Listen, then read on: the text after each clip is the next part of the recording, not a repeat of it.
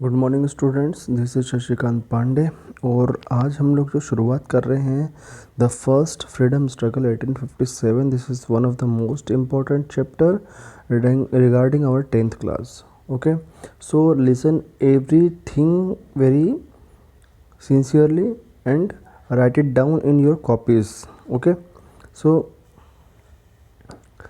we will start from what was the immediate cause of the revolt of 1857। हम लोग बहुत ज़्यादा पढ़ते हैं 1857। ये जो क्वेश्चन है एक बार थोड़ा सा ध्यान से 2-3 बार पढ़ लेना आप लोग।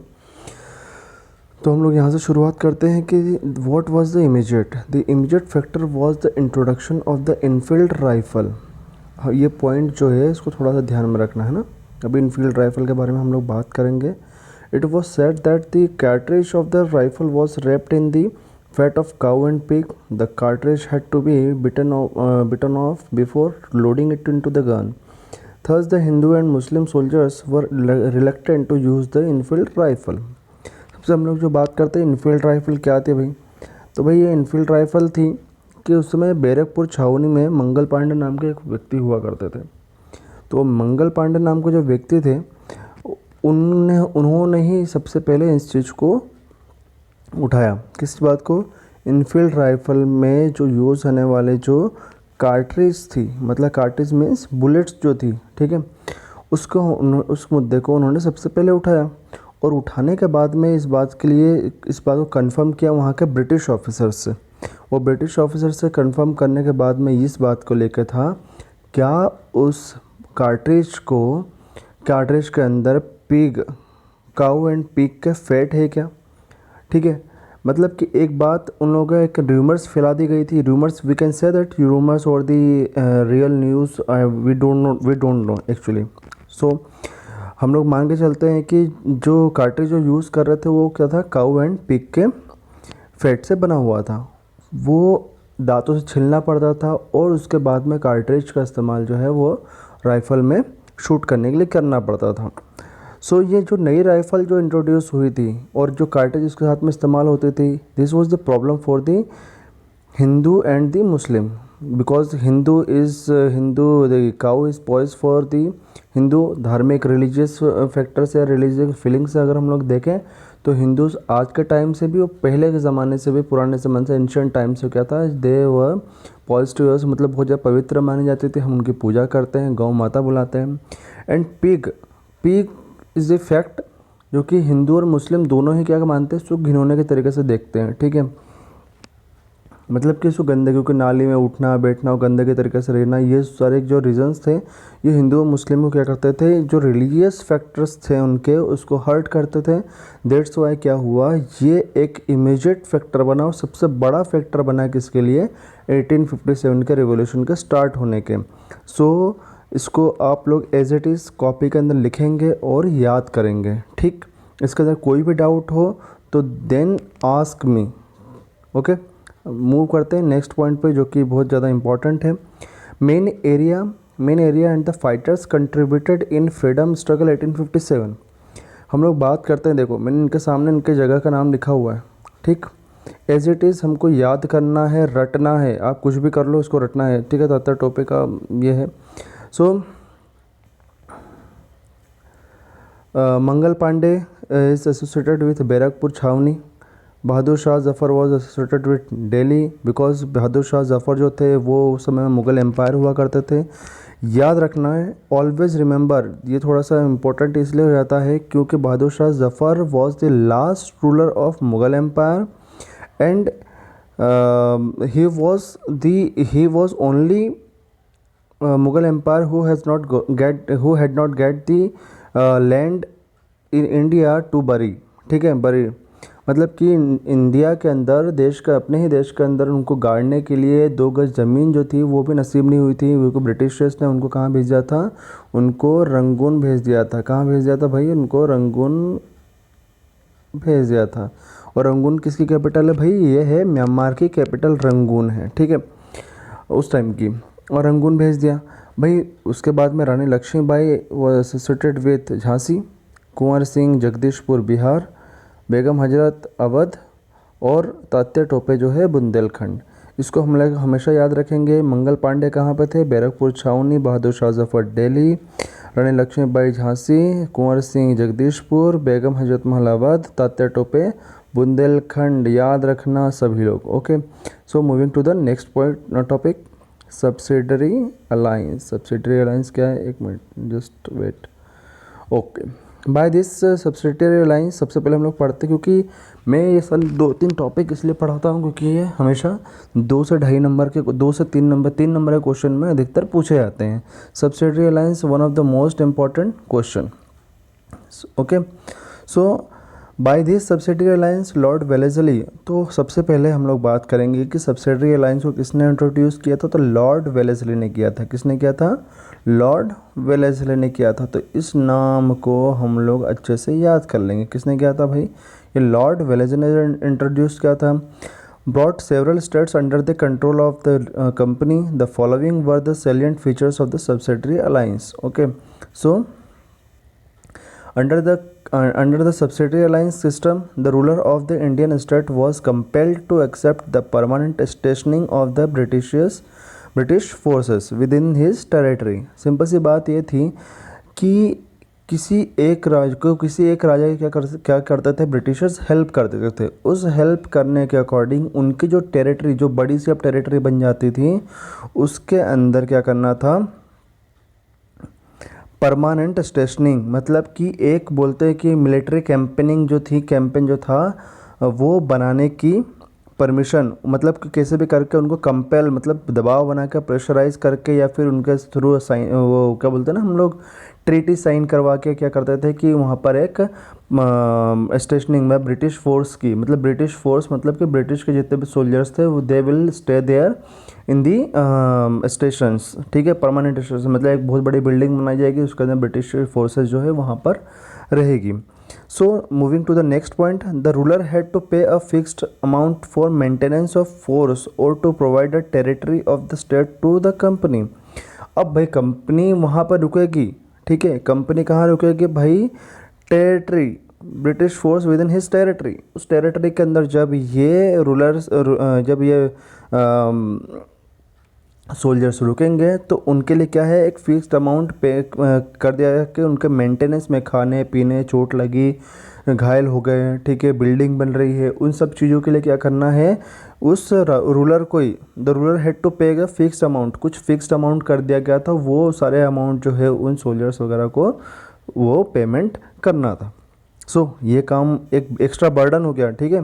ये हम लोग बात करेंगे कि these are the actual reasons amongst the rulers of India, ठीक है। जो इंडिया के रूलर्स थे उनके बीच में एक माइंड सेटअप हो गया था कि अब उनके ऊपर बहुत ज़्यादा प्रेशर डाला जा रहा था और धीरे धीरे करके कहीं ना कहीं उनका गुस्सा जो है वो अंदर अंदर भरा जा रहा था और at last it was blasted in 1857। Okay, so third point is the Indian ruler had to keep at his court British officer who could observe the working of state। अब उनके कोर्ट ऑफ जस्टिस और the court जहाँ पर राजा बैठकर अपने पूरे हुक्म चलाया करता था, वहाँ पर उनको ब्रिटिश फोर्सेस को, ब्रिटिश ऑफिसर्स को रखना ही पड़ेगा if they have supported them in the winning the another territory. किसी दूसरे टेरिटरी को अगर जीतने के लिए उन्होंने या फिर किसी प्रकार की चीज़ों के लिए उनकी हेल्प की है, उस टेरिटरी को हेल्प की है या उस किंग को, रूलर को हेल्प की है, तो ऐसा काम करना ही पड़ेगा। अब ब्रिटिश ऑफिसर्स को क्या करना पड़ेगा? एक किसी भी रूलर था उसके कोर्ट ऑफ जस्टिस में या फिर कोर्ट में उस व्यक्ति को बैठाना पड़ेगा। किसको? एक ब्रिटिश ऑफिसर्स को।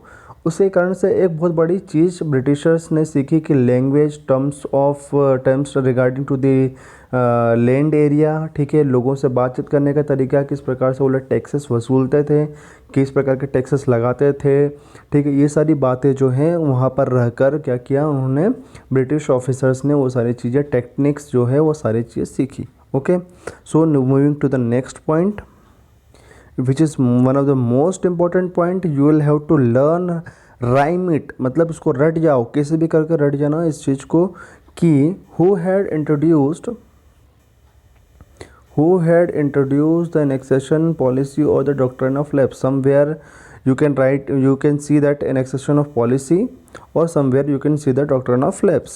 The first point is doctrine of lapse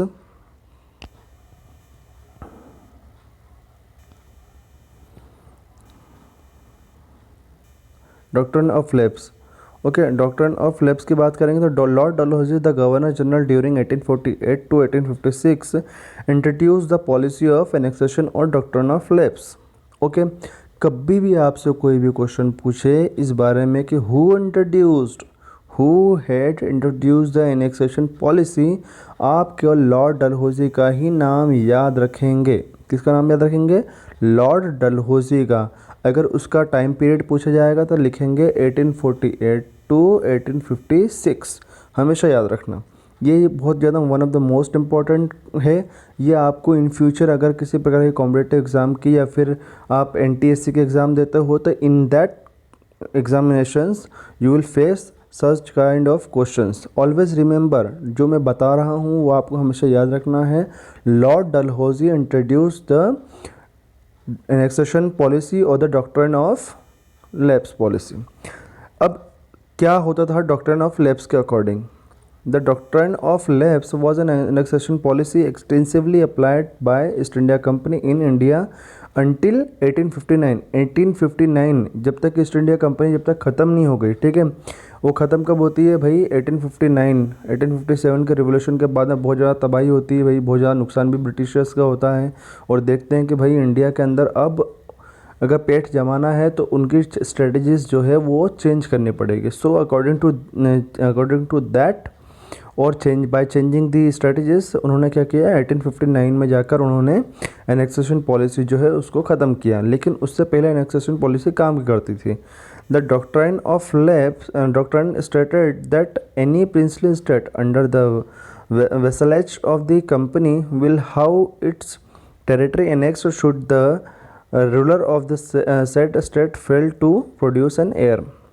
simple से लैंग्वेज में, ठीक है, सिंपल से लैंग्वेज में हम एक बात कर लेते हैं कि डॉक्ट्रिन ऑफ लैप्स एक ऐसी पॉलिसीज़ थी कि अगर कोई एम्पायर है, ठीक है, अगर कोई ब्रिटिश प्रिंसली जो ब्रिटिश स्टेट या ब्रिटिश रूल के आसपास का जो भी एरिया है उसके अंदर कोई भी राजा जो है वो फ्रीली प्रिंसली स्टेट अपना गवर्न कर रहा है, ठीक, सिंपल सी बात है, स्टेट जो है वो गवर्न कर रहा है। लेकिन अगर वो क्या हो कि अगर उसका खुद की संतान, अगर उस एम्पायर की मतलब उस राजा की खुद की संतान ना हो ब्लड रिलेशन वाली, तो वो किसी भी बच्चे को अडॉप्ट करके एयर मतलब यहाँ पे मैंने एक वर्ड यूज़ किया है एयर मतलब होता है राजकुमार या फिर उत्तराधिकारी, ठीक है। क्या हम लोग बोलते हैं? राजकुमार या फिर उत्तराधिकारी। इसको हमेशा याद भी रखना कि आपको इंग्लिश में भी क्वेश्चन पूछा जाएगा कभी ना कभी, तो फिर एयर जो है उसको याद रखना, एयर। सो एयर जो था वो क्या था, वो मतलब उस समय क्या करते थे वो लोग, अगर बच्चा नहीं है, ठीक है, बॉय नहीं है, तो क्या करते थे अपने एयर बनाने के लिए वहाँ पर वो उसको अडॉप्ट कर लेते थे, which was not acceptable to the Britishers, ठीक है, जो कि ब्रिटिशर्स के लिए एक्सेप्टेबल नहीं था। वो सोचते थे कि ऐसा तो कंटिन्यूस होते जाएगा और फिर हम इसके ऊपर अपना आधिपत्य जो है या फिर हम इसको क्या कर सकते हैं, एनेक्स नहीं कर सकते, हम इसको ले नहीं पाएंगे, ठीक। तो क्या किया उन्होंने? डॉक्ट्रिन ऑफ लैप्स लगा दिया। अब क्या था कि ब्रिटिशर्स के अकॉर्डिंग कोई भी राजा अगर अडॉप्टेड सन को वहाँ पर बिठाता है तो it can not be acceptable, ठीक है। उसे या तो फिर उनके साथ में बैटल मतलब वॉर करना पड़ेगा, युद्ध करना पड़ेगा, या फिर क्या करना पड़ेगा, वो डायरेक्टली क्या हो जाएगा, अंडर डॉक्ट्रिन ऑफ लैप्स के अकॉर्डिंग वो ब्रिटिश एम्पायर में शामिल हो जाएगा वो स्टेट। ओके, सो कुछ स्टेट्स ऐसे थे जो कि डॉक्ट्रिन ऑफ लैप्स के अकॉर्डिंग बहुत ज़्यादा बुरी तरह से सताए गए थे। सबसे पहले सताया गया सतारा को, ठीक है, जो महाराष्ट्र में पड़ता है, नागपुर महाराष्ट्र में, झांसी उत्तर प्रदेश, बुंदेलखंड का एरिया। अब झांसी के रानी लक्ष्मीबाई की कहानी सभी लोग जानते हैं। गंगाधर राव 1854 में गंगाधर राव जी की डेथ होने के बाद में उनके पुत्र दामोदर राव को बिठाया गया गद्दी पे, ठीक। But Damodar Rao was the adopted son, ठीक है। तो इस कारण से क्या हुआ, ब्रिटिशर्स ने उसे एक्सेप्ट नहीं किया और क्या किया, अपने टेरिटरी के अंदर उसको मिलाने की कोशिश की, जिसका अपोज किसने किया? रानी लक्ष्मीबाई ने किया। और फिर हम लोग बाद में पढ़ेंगे कि क्या हुआ उसके बाद में, बहुत लंबी कहानी है, थोड़ा सा पार्ट 2 और 3 में हम लोग इन सब चीज़ों का डिस्कशन करेंगे. So here we have discuss the doctrine of flaps. So this is done from my side. अगर किसी को कुछ दिक्कत हो इसके अंदर तो मुझसे पूछ सकता है, अपन बात करेंगे इसके विषय में. Okay, thank you.